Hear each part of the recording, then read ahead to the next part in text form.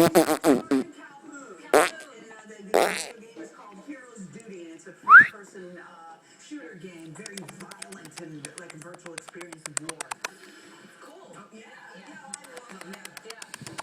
And this is, they make this for you? Yes, your red wardrobe person made this. Made it all by herself. Awesome, yeah.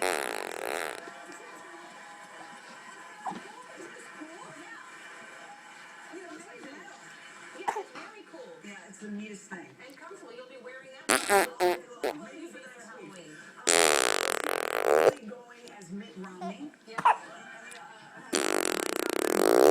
My wife is going as Paul Ryan, but workout Paul Ryan. Wear the baseball cap, the iPod, and show off the stuff. Yeah, very cool.